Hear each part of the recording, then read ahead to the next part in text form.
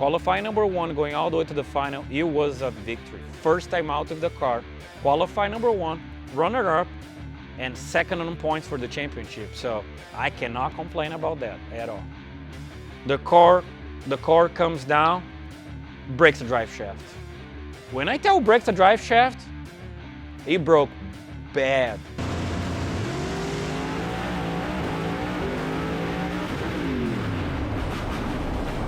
We come back from the run and like, we're about to go into semi. We have like 40 minutes, maybe 1 hour.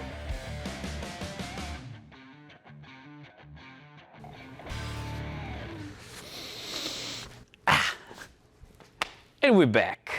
Well, if you guys watched the first episode, you guys seen that we actually were able to do some pretty cool stuff. Like we put together a car on not a long period of time with a lot of badass people, you know, and the car came out great. Like it was pretty impressive. I think everyone was really happy how quickly we put this thing together, but not just that, like how the car showed up to be like something, you know, it shows up that it can be really quick.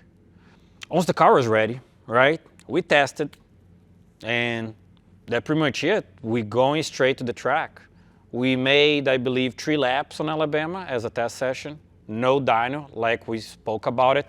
A couple people asked, like, why no dyno? I'm like, man, it hurts my feelings not dynoing the car, but like sometimes we are on a time crunch and there's not much we can do. Like we had that option. We either dyno the car or we shake down at the track. We don't have enough time to do both. So since it's a car that wasn't running for a long period of time and we changed a lot of stuff, the main concern was, does the car go straight? Does the brakes work properly? You know, chutes work properly? All that stuff. So we decided, okay, no dyno, we go straight to the track. If it comes to that point, we bring it back to the dyno later. Like it is what it is, not big of a deal. So straight to Alabama, test everything okay, and now we're going to race. Radial versus the world, lights out 14, South Georgia Motorsports Park, one of the most iconic radial racings that exist, lights out. So Donald Long, the Duck, you know, Duck X Productions, put this race for 14 editions straight every year. And that's where we're gonna actually show off the car and show to people and try our best and see what we can do. Well, we go to the track, right? And this was actually pretty cool. It was the first time that we had all 4 cars, right? So the team, it's composed by 4 vehicles, right? I would assume that's the oldest car on the team, the Devil Horse. So the Devil Horse, I believe, was like an old school 10.5 car, and today races at LDR, Limit Drag Radial. And that car being done so well through the years. Like, it broke records, won races. He also won a Radial versus the World race. So it was one of the only cars that was the underdog that was able to do that kind of stuff. So it's actually pretty cool. And that car is still racing, you know, nitrous combination. It's move a lot. Like, so Jack Green and Xavier McBride are the brains behind the team, BAR Racing. And Jack does the tuning, and Xavier is the crew chief. So like he handles everything, all the business related, what we're gonna do, where we're gonna go, how we're gonna test and stuff like that. And Devil Horse is his car, is his baby. So that car being through so many different combinations, larger motors, smaller motors, 5-speed, 3-speed, lockup, no lockup, it's really hard to tell which the combination that we're racing on a specific race because they always trying something. After that, we have Jack Green itself, right?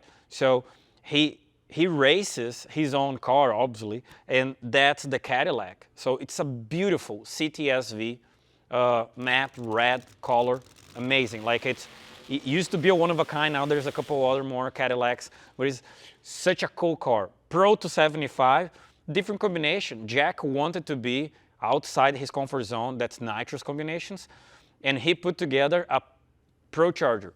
So it's Hemi Noonan Pro Charger engine, 3-speed lockup deal, Pro to 75 class. That's Really cool car, beautiful car, different car from the rest of the team.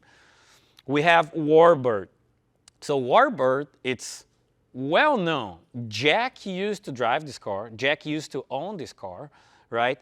Daniel Ray used to drive this car also to be lighter, right? Because the RVW class and nitrous combination, you have to be light to be able to compete properly. That car did so good in the past years, right? But Jack wanted to move along to a different deal. That's why he built the Caddy. But Warbird was just bought by Jimmy Taylor. Great dude, right? He been racing for a long time, but mostly on bracket racing. But he wanted something, powerful, stronger. And he actually put a smaller motor to the car, came to the dyno, we made some runs, and we were talking to him like, man, this car being 350s. Why don't you put this thing on Pro Mod trim or RVW trim? And he was like, man, I don't know. I never been so fast. I never been 3 seconds, blah, blah, blah.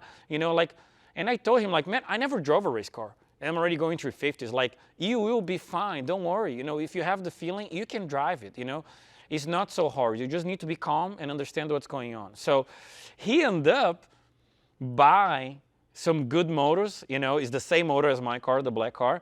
So Charlie Buck put together the motors, right? He bought 2 of those, Mark Mickey training, and we run the same engine transmission combination.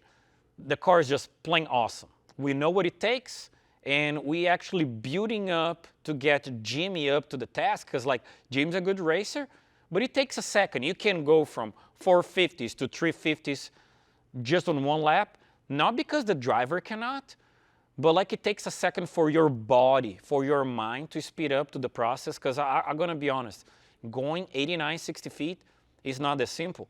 It looks just a number on paper, it's not that simple. You need to be able to understand where are you at the track, right? Because something goes wrong, that's where you drive. If nothing goes wrong, you don't drive, you just go, right? But something goes wrong, you break an axle, you spin the tire, you wheelie, that's where you need to be able to react really quick. So we're going to get Jimmy up to speed, and I bet he's going to do crazy nice. We went to the track before the race. We test with him. He's already on the 3-second zone, but like the goal is, let's go 370s, let's go 360s, let's go 350s. So one step at a time. Finally, my car. So Insufficient Funds, Jerry Bickle, 69 body Camaro. Beautiful car right now. I'm going to tell you this. If you look from when we start, that thing half new body just on the primer, half on the older parts of the body when they rebuild the body, missing pieces, old wheels, no wiring, no motor. Now, this thing is awesome. The wrap came out great. We finished some details at the track. Badass radial setup, so the small wheels and tires look really cool on this car. And the same power plant that we said, Charlie Buck, the big buck, with a Mark Mickey 3-speed lockup deal. And we're ready to roll. We have the setup here, and we're about to see what we can do. So radial racing, it's interesting, right? I really enjoy it. It is easier than big tire, I'm going to tell you that straight away, but it has its hardships as well. So you rely on the track way more than a big tire. The big tire, you have to create the grip yourself. So the car is heavier on the back, it's heavier overall. Drag racing, you rely on the track, right? So you need the track prep to be there. And something that happens pretty often on radial racing, the first days of testing and qualifying, the track's not there. That's what we call it. The track's too green yet. It takes a second and it takes some laps to have people going down the track and the sprayer and the guys at the track to spray and glue the track so you can actually achieve a track that you can try to go fast. So what we decided was, okay, so the black car we just tested in Alabama, we kind of fine. Let's focus on the other cars. Let's try to make Jack do some laps, Houston Dial Racing, Devil Horse do some laps, and Jimmy on the Warbird to do some laps. And we end up just like, let's do like a shakedown on the black car, but just a shakedown, Quick run, let me make sure everything is okay. It's good for the driver as well. When you go to the track to make sure that you can see everything. Where is the shutdown? where's my return road, what I can do before you do a fast lap, So first days, we didn't do much. It was like brief attempts, let's see what it sticks, what it doesn't stick. Let's go slowly, but try to learn. So sometimes you manipulate and you manage power on different zones of the track to try to learn what the track will take. So you can try stronger early. You don't do that on the first days, but you go from later to early. So later in the track, let's see if it takes the powers, it takes the lockup, stuff like that. It doesn't, okay, I'm not going to even try early, right? Because that's the hardest part. As the car takes, you try to speed up, and well, sometimes you spin, sometimes you doesn't. It takes a little while to try to figure out and understand, okay, track temp, glue, weather, and how long people been running on this track. Time has come, and we will be officially doing the first lap of the vehicle. Q1, okay, so Q1 Lights Out 14 was the very first lap of the car that we sent it down the track at full power. Nitros are on, we manipulating power, we throw a traction control curve, we throw an engine plot curve, and we were striving to the first lap to be on the 360 range, and that's what we got it. We end up going 366 on the very first lap of the car since we put it together with power.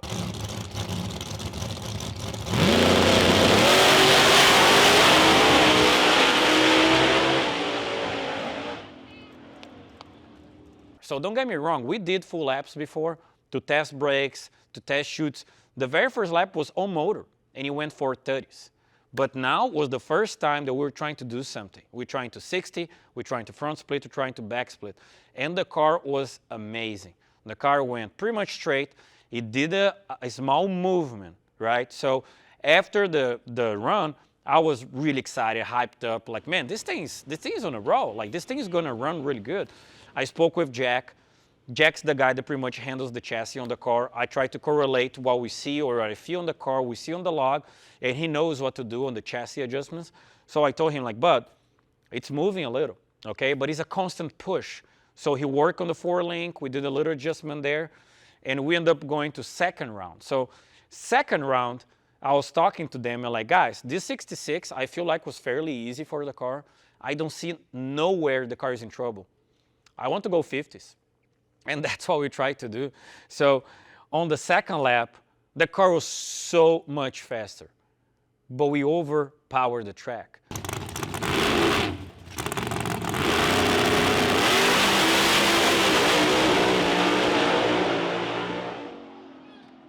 The car was so faster, they tried to spin on the middle.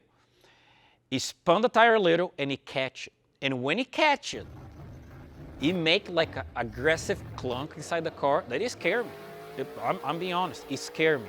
I was half track, looking down, looking forward, looking down, looking forward, like, man, this thing's about to break. I didn't know what happened. I couldn't tell if it was like a spin, a drive shaft problem, rear end problem, so I ended up shutting off before the run. And we end up going 361 at 200. So we gained ET from a 66 to a 61, but we lost mile from a 204 to a 200. So some people outside you may have not seen because it was night session, right? Kind of tough to understand what happened. But like I could see clearly. Data logger were telling me, like, I shut off the car before 350s, like way before that. So the car was going to a 350 lap. So I wasn't surprised. Okay, the car took it. I think we can go faster. So the third qualifier, track was humid, right? And we set up the car to kill it, right? And again, there's not much we can do. We were qualified on the top 3 position, and we end up being the first pair out near the champion, Jason Lee. So there's no going slow here. And we sped up the car, and I guess Jason did as well because me and Jason we spun. So we both side by side spun. There's nothing you could do, right? And we go to the last session, and like, man, if the track is just not humid like it was the last run, I think we can do something really well. We looked where, man, can live a little quicker. I think we can be a little bit more aggressive here. And again, we have the champ next to us. There's only one way to go. We'll either go faster and we try to get the first spot, or we're gonna do about the same and stay on our position. So we said like, man, let's swing for the fence. We're already up there. If he spins again, it is what it is, part of the deal. Let's try to make a good lap, and it was unbelievable.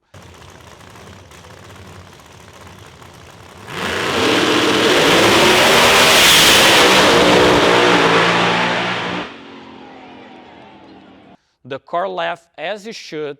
It tried to do a small wheel in the middle, but it wasn't terrible. And boom, straight down the racetrack, 356. Like, I was going nuts inside the car. It was so cool to see, man, the guys working so hard. I could remember the moments. We putting the car together, we testing, we driving to the car, we setting up, we testing again, we helping the other guys on the team, helping other customers from FuelTech along the day, doing everything that we could, talking to people, talking to the promoters, making everything that we could. And then by the end of the last qualifier, we got that prize. We qualified number 1. Like that was like unbelievable. Going back to the pits, my family was there, my wife, my kids, Anderson, my partner at FuelTech, the guys from the team. Man, it was tough not to cry there. I'm gonna tell you that. Like I think everyone was so happy with it. I had friends from Brazil that were good to be here in the United States. They could come to the race. Brother Jean, personal friend of mine that makes the FT injector back in Brazil, was there. Like, it could not be better, I'm gonna tell you that. Like, we ended up the first qualifying for this car, like on a way that I never dreamed that we could have done. But we did it, and that was so cool. So like, it was a win. We finished qualifying, we had the feeling we won, man. We already won this race. So we slept well that night, I'm gonna tell you that. Don't know, right? But we have a mission we didn't accomplish yet. So we were some numbers from where we want to go, but like, I think it was a really good start. This is officially the 3rd lap that the car made on the full power, and we're already running 56. There's lots to go, it's not easy, but like, it's pretty badass. The whole team is just so impressive what they can do. It's just something, right?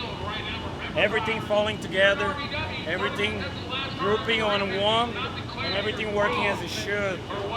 The power plant, the transmission, the chassis, the crew. The crew is the most important one, because like that's what it makes those parts to work. It's not the parts, the crew behind. And everyone is just badass. Like, this team is ridiculous. Everyone knows what he's doing, and they do it its best. So I believe we qualify number 1, and we're gonna see how it goes, because like now it's race mode, right? So we just don't want to qualify number 1. We want to win this race, and we won the record. So the record may not fall right now, but we're still on that mission. We're gonna go for it. If you're not this race, next race, we're gonna keep trying. This year, we win for the championship and for the record. So let's keep digging. Let's keep digging. So race day, man, now it's race mode. So like race mode, you don't try to go fast, right? Unless you need to.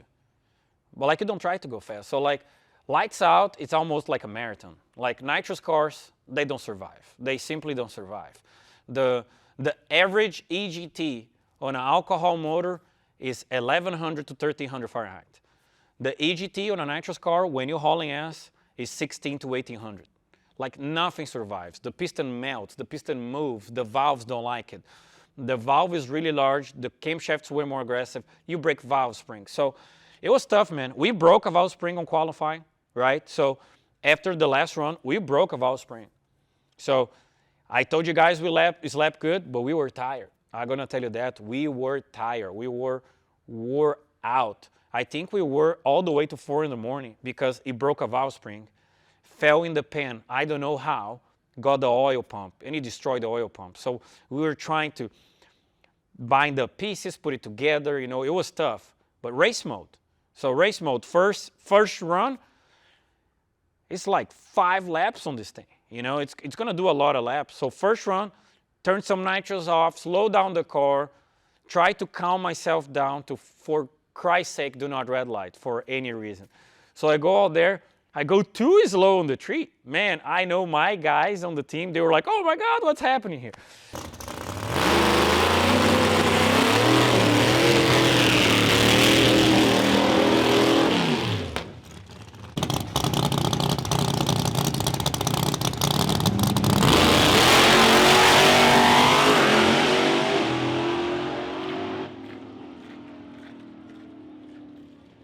But I left good, the car is still fast. We went 383, you know.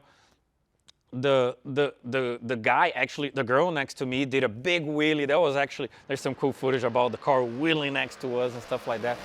383, by the end of the run, it smells like crap inside the car. Guess what? It smoked a U-joint. I mean like smoke machine inside the car. So after the first round, take transmission out, change U-joint, put it back together. Second lap's not going to be as easy, you know. Every lap that you go into it, you're getting like harder guys. Everyone is getting faster. So we sped up the car as well. We went 372, jump a whole tenth. That's fine.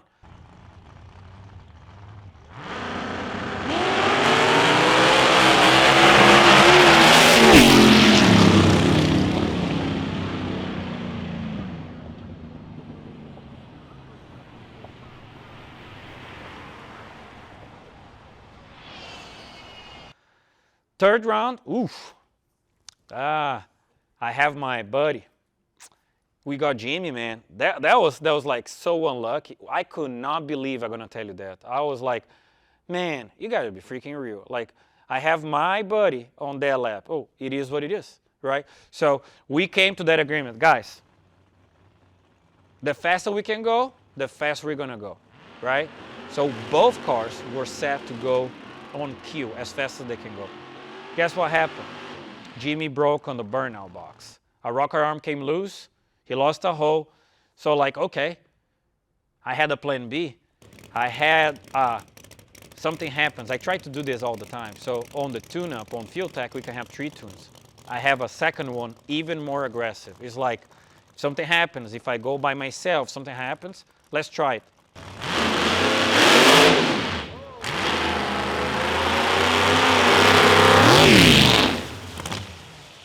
We tried, spin the tires. Spin the tires, that's no bueno.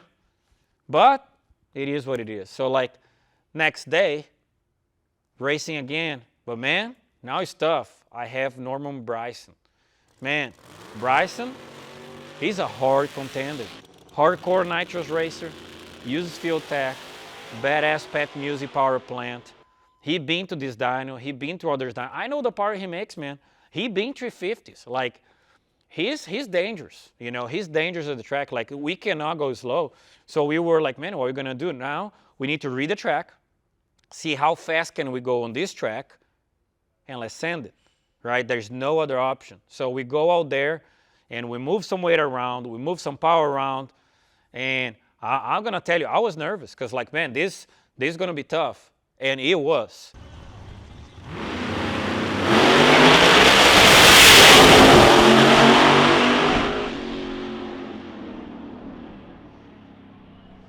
It was side-by-side racing, you know, 360s against 360s. Light wasn't far off from each other, but we won. Hard racing, but we got it. We went to the finals. I could not believe we were in the finals. I could not believe. I spoke with the guys, you know, we spoke so many times, and like everyone was happy before the finals. Like nobody was like, man, we need to win. Yes, you want to win. You always want to win. Nobody wants to lose, but like, having the car together so quick, qualifying #1, and being able to go to the final, nobody expected that. So we were happy. I went to the final so calm about whatever happens. You know, I'm not going to worry about this. Here you go, final round, right? We look to the track, man, it's like almost like middle of the day stuff. Like, damn, track ain't there anymore. You know, like we're, oof, I don't know what to do. I literally don't know what to do. We don't have enough laps. The car barely made 10 laps on its life. What can we do? And then we start talking about, man, we can go slow, you know.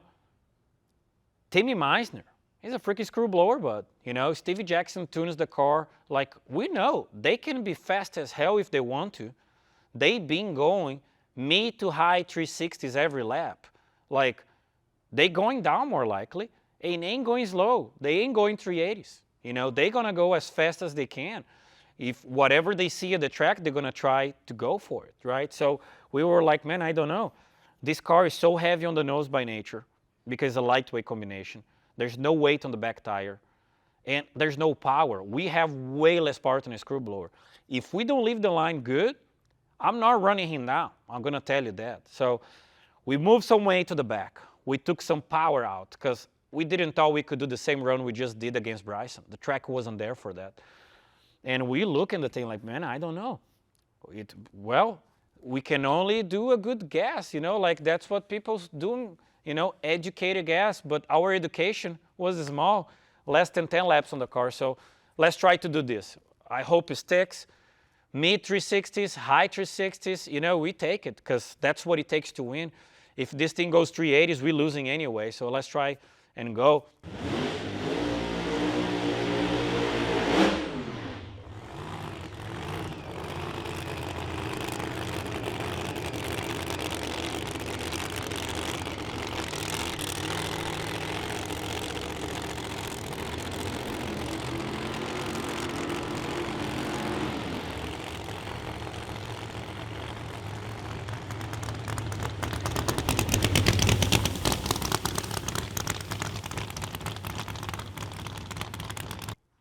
Do my burnout, I back it out.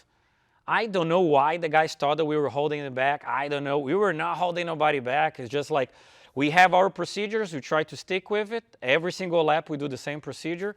Unfortunately, I believe they started the burnout too early. I'm sorry, Timmy, it wasn't on purpose, bud. And we went out there and they flat out kill us.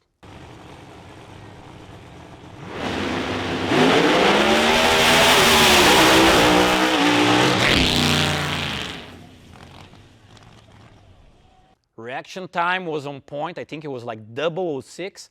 They went down the track and we did not. We spun at the hit. Man, woo! It's not a good feeling inside the car, I'm going to tell you that. But I wasn't upset. I'm going to tell you that. I was not upset. Yes, I want to win.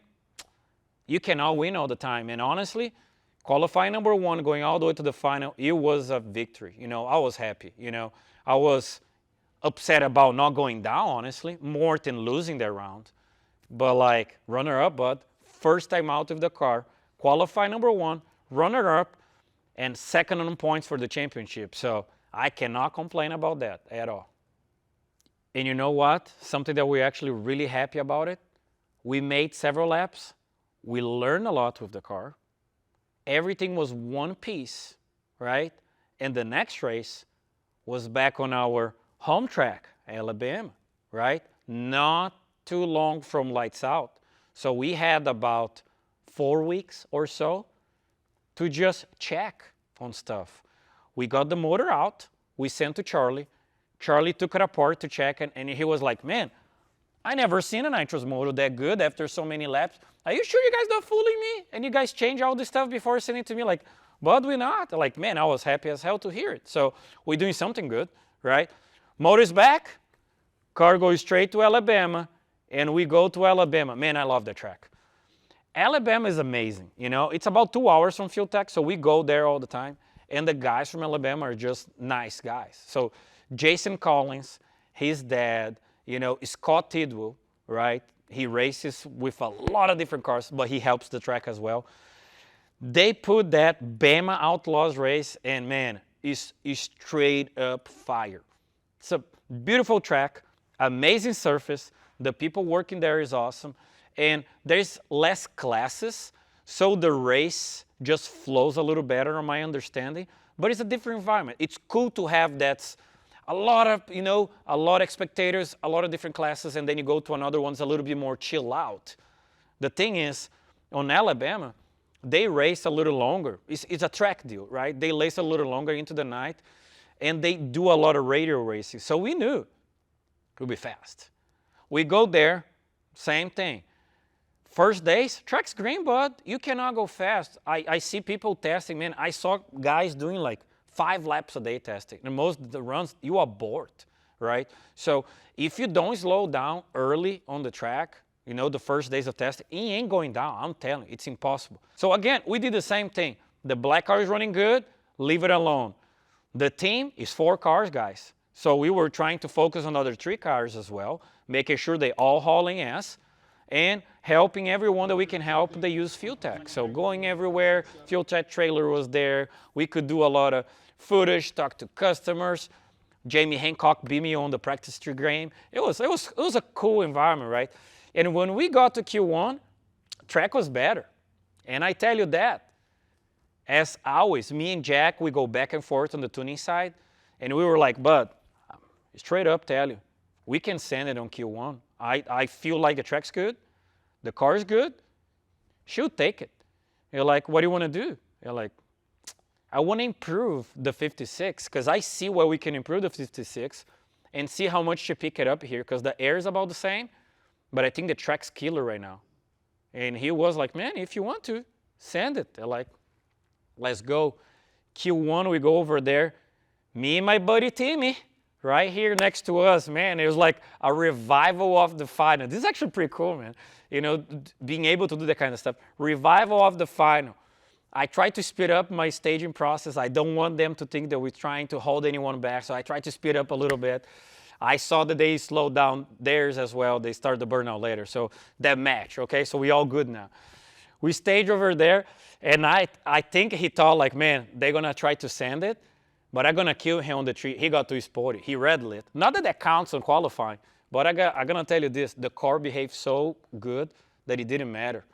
Straight down the track, 354 with a 9 on the first run on Alabama.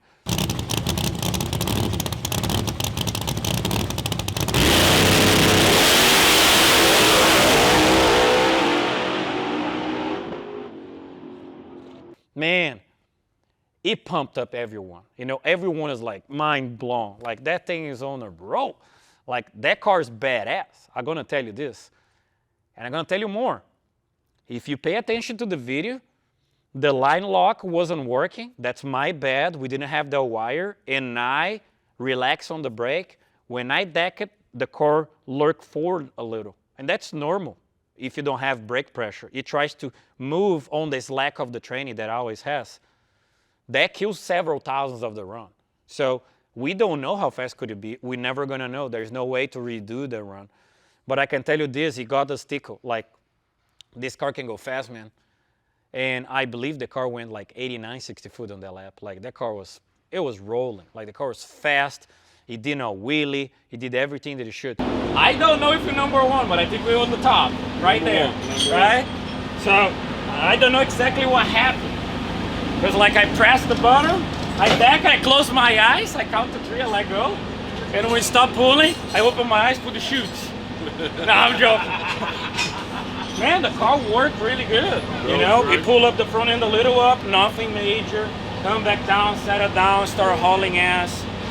It was a good, clean lap, right? A good, clean lap. I like it. We were trying to focus on the other cars of the team, and we actually achieved it. Yeah. We went 375 personal best with my buddy Jack here. Warbirds with Jimmy, personal best as well, 370. So like, 96. That's a solid run for the Porsche. We were fighting in that car going left for some time. Now it's fixed. Go straight. So now I can go to Q2. Try to stay number one here. Try to bust some balls on Pro to 75 and LDR, and you speed up Jimmy. Oh yeah. I'm gonna put Jimmy in the 60s now. Right there, so close. Okay. Thank GPS for the Man, this is Q1, bud. Yeah. This is Q1. This is badass. So GPS did the work, right? Updated a bunch of stuff. So we need to talk about that. GPS race cars, okay? So this is a Beagle car, but GPS does like all the updating for us lately. And after lights out, we came to a conclusion there's some stuff we can do. So, sounded good. Jack and the boys worked hard. Got some tricky out stuff, and we dropped the weight of the car. But I can tell you this, it wasn't that far off now because we had to put it back the weight to see what it is. Yeah. And now we may be able to take weight, but like when we talk about weight, we talk about 10 pounds, 15 pounds. Like we're on that edge, so we can move much, and the car is really sensitive, right? So let's see what 10 pounds off and a little bit here and there. See where we can go. Let's see what we can do in Q2. Yep. Q2. Okay, we need 10 thou, bud. We need 10 thou. 10 thou. 10 thou. Okay, let's go. So guess what? The next qualifiers were kind of middle of the day, early in the day, and we felt like, man, I don't know if I can go quicker than a 54 right now. We're number one qualifier. We decided not to do it because like we knew it. Like on Alabama, they usually don't race during the day. They don't like it. They did that once, and everyone was like not happy because the track has so much glue, because the radial weighs so much. It gets even worse than other tracks during the day. So that's like the characteristics of the track. You know, tracks that have more rubber and less glue, they behave better during the day. The track that has less rubber and more glue, they're terrible during the day, and you need to learn how to use it, right? So we decided to like, let's not qualify anymore unless we need. If we see people going quicker than us, we stop. So we focus on the other cars, and Jimmy, man, I was so happy. We put Jimmy on the 360s, you know? So we got Jimmy to run 366. Man, that guy has like 2 races on that car. Not long ago, never been 3 seconds, is already running 360s. That was freaking awesome. Like, we're so, so happy. Last qualifier, we decided to try. You know, track was good, was late in the night, you know. Okay, let's throw the sink at it. Okay, living and learning, too much. Big wheelie, big flames from the wheelie control trying to hold it back.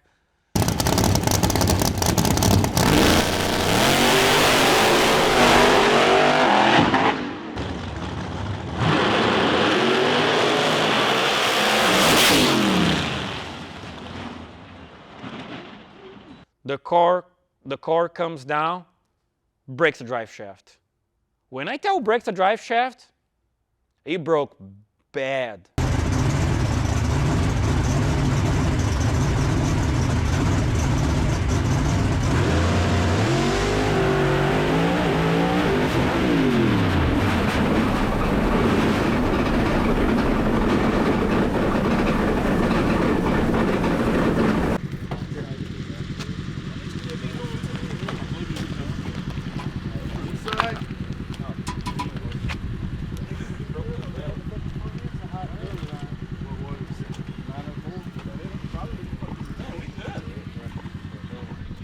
Broke the aluminum.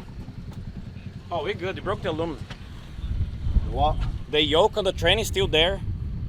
It broke on the aluminum. Oh. Look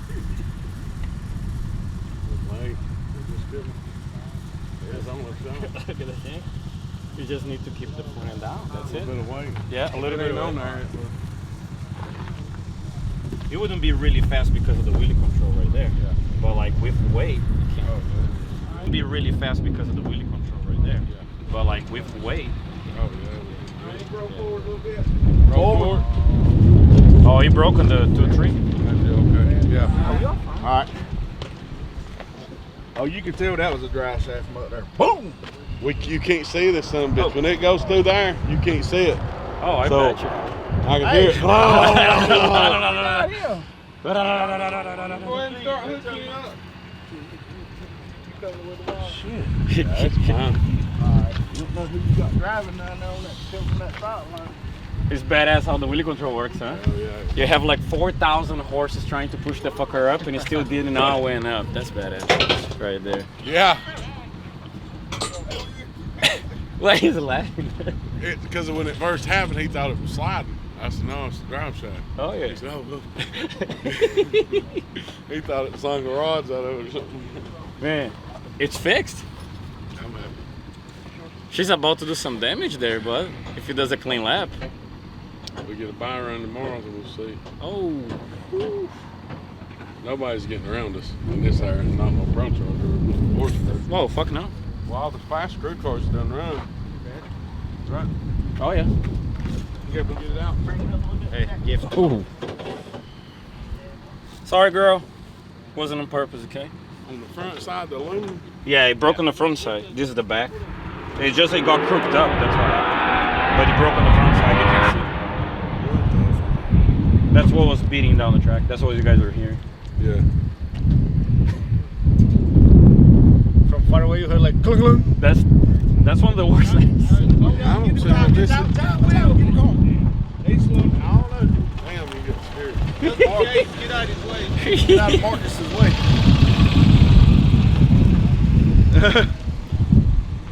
So Lewis, Yes, sir. I got my first trophy.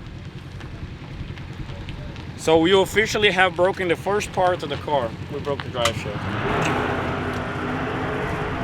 We're trying. If you guys see the video, like my guys did a badass run right here. Justin came up all the way from our ground just to do like that worth the trip, huh? That one shot. That shot worth the trip. That was badass. It looked like a freaking fuel car. Good deal. Well, let's regroup. Let's fix that thing overnight because tomorrow is race time. So I don't know if we'll be able to go faster, but for sure gonna try to go rounds. Now the objective is to win. Let's check out my buddy here.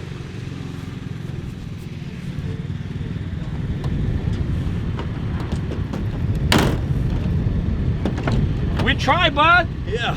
We tried. Oh, wow. Didn't made it. She didn't Y'all make throw it. some power to her then. Y'all must have turned the 7th system on. Y'all ain't telling nobody about yet. Yeah, when we leave. Right, I know, right? Lock it up then, too. It was bad. Tunnel, X on the chassis, frame rails. Luckily, did not got the transmission, but we didn't know. We took transmission out, and the guys from Mark Mickey were at the track. They were amazing. They took the transmission out, they checked everything. Everything was mined. But like to be able to race with that peace of mind, you can only do with people like Mark Mickey transmissions and stuff because they were there. The track support's unbelievable. Rear end felt good. Okay, guess we put a different drive shaft on it and we see how it goes. So our VW at Alabama had less cars, right? There's less double entries and stuff like that, so less rounds. First round, I thought that we had a bye, right? But we did not. So we were like, what are we doing? Going fast or not going fast? Last minute, my buddy shows up. Okay, we need to race someone. Now it's race. Like it's not qualifying, it's race. On that race, we slow down the car goes down the track, and it was weird. I felt a small vibration, right? But I didn't know what it was, but like, man, we just had a major drive shaft failure.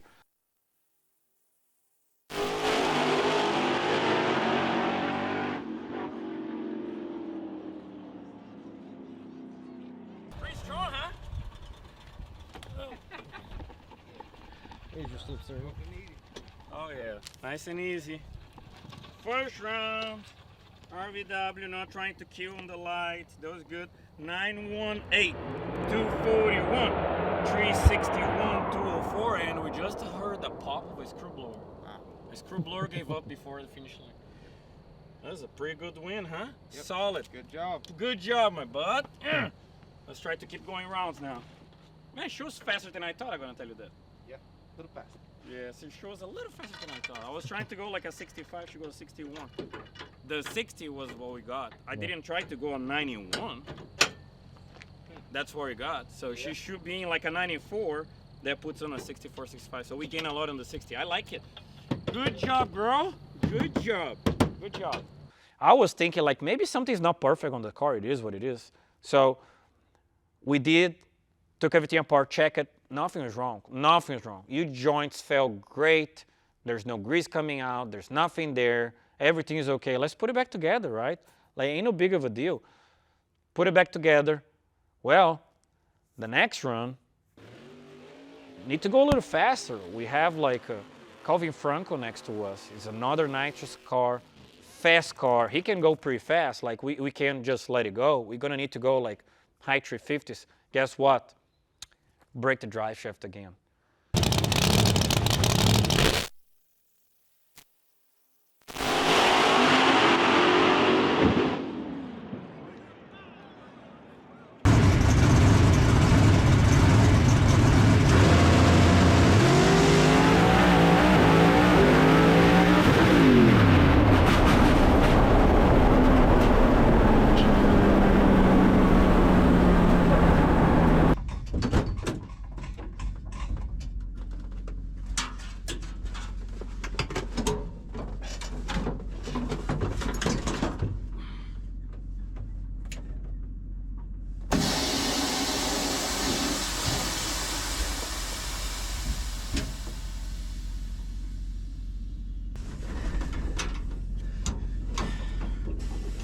Okay, look right here.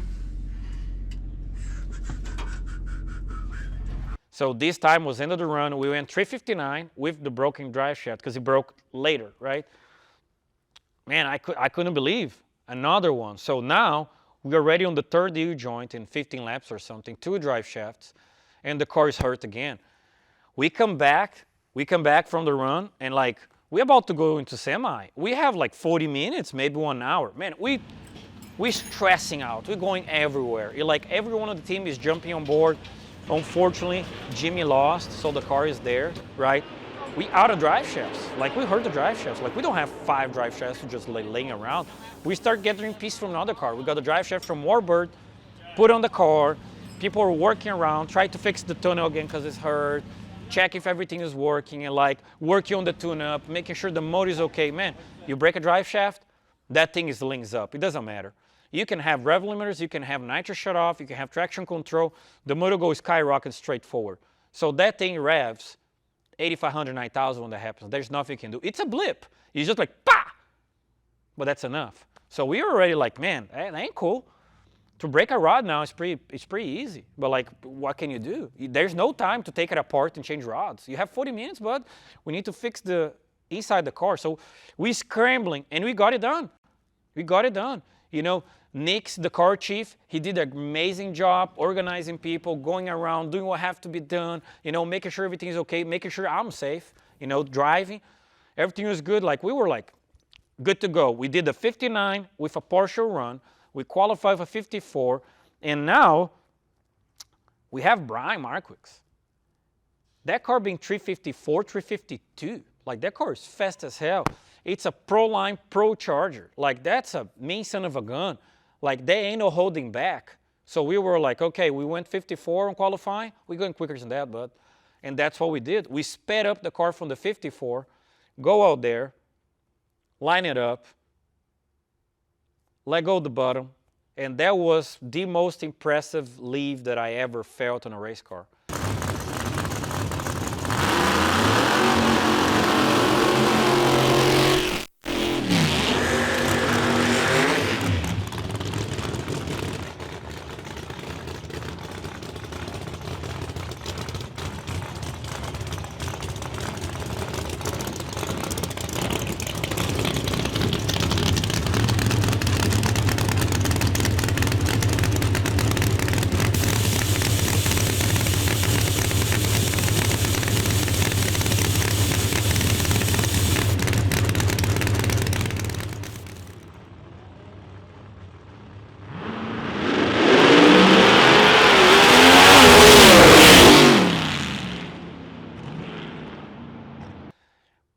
.879 60-foot. That thing was amazing. All the tune-up, the chassis, the guys working, everything coming to place on a way that I could not believe. Inside the car, I knew it. This thing is about to put a number. I don't know how quick it is, but it's so much quicker than anything I've experienced in my life. It's going fast. We've been 54, I guarantee you, that lap was a 52 or better. That thing was unbelievable. Did he made it? I didn't hear nothing when you turned the nitrous bottles on. I didn't hear No, it's after the volume. It's after the volume. There it is, right there. Where? Oh. So, last lap, broke the drive shaft. When you break the drive shaft on the front U-joint, it's link pieces everywhere, right? On the first time that happened on Q5, it was so bad that it threw the shifter out, I don't know where, on the corner of the car. Like, it threw pieces everywhere inside the car. We double checked everything and everything worked, right? We went, we did first round, we did second round, so everything was working. When the second drive shaft broke, everything was contained and we could not find any leaks. Guess what?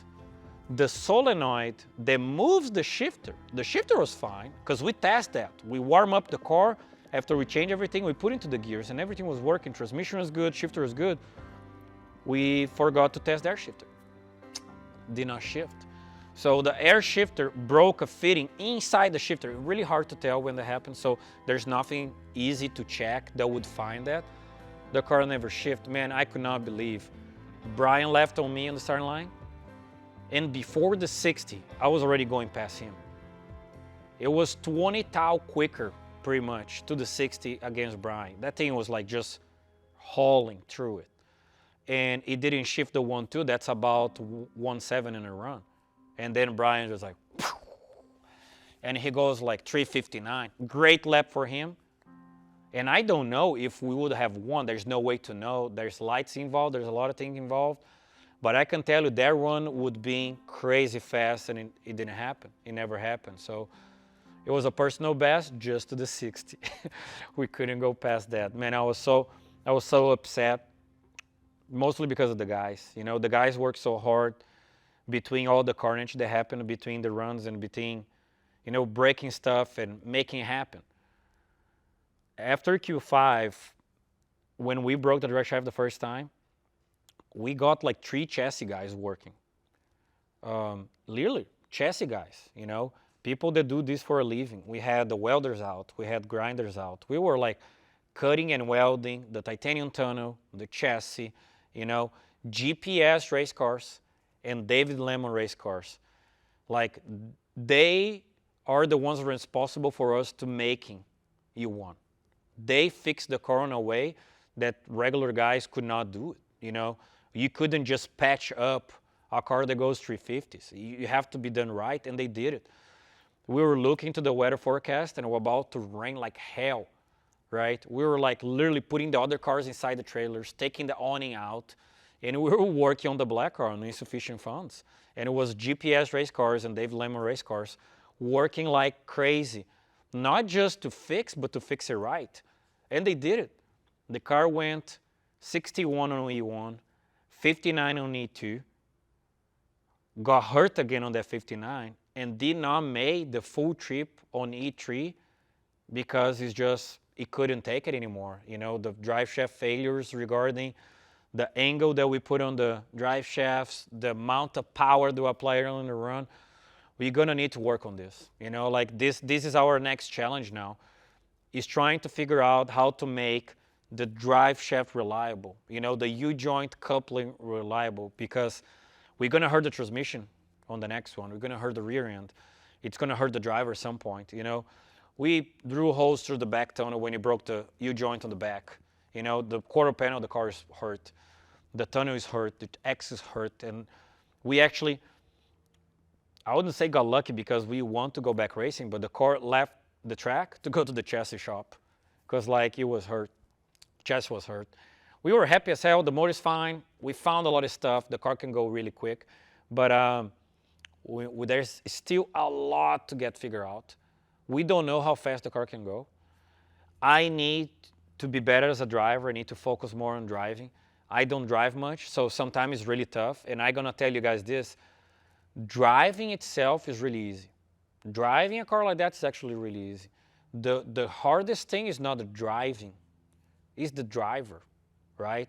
Is being able to correlate to everyone on the team, keep up to expectations on how should you behave, your reaction time, your analysis of the vehicle, and still go out there, you know, talk to other guys, you know, not just drive, but like help with the car, help with the program, help another FuelTech customer, you know, assist with the race. Like, that's the hard thing.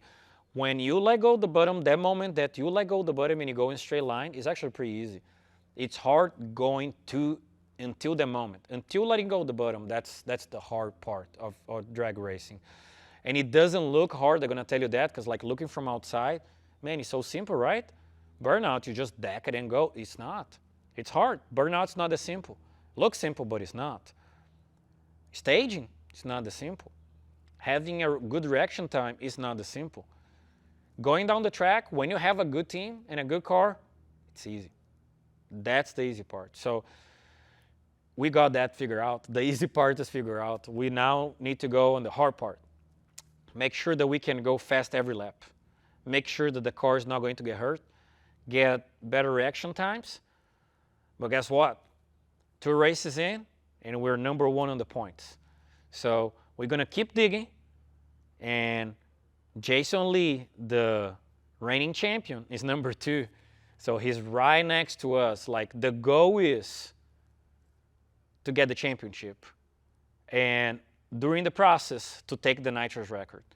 We are about 8 thousandths of a second from the nitrous record. So we're gonna go for it. And we are number one right now on the points. So we have the tools on our hands. It's up to us. We're gonna try it. We're gonna try really hard. And next race, we back to Valdosta. So we back to Valdosta. Our VW is kind of weird this year because it's a class that kind of slowed down last year, and we are trying to make a comeback. We're trying to make drag racing again and Radial versus the world great again. There will be 3 points race on a 10-day span. There will be No Mercy, Battle of the Thrones, and an RVW shootout all together. So guess what? The next time we go to the track to race, it's almost a defining factor, because the last race of the season, it is a double points race.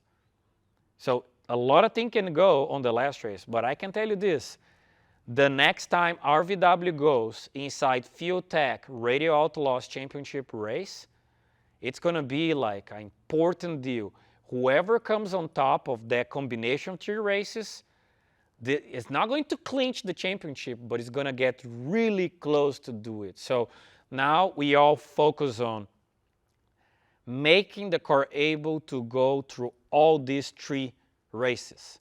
So we're going to need to do a lot of laps. And I'm going to tell you this, the nitrous combination is the toughest by far to survive on a marathon like that.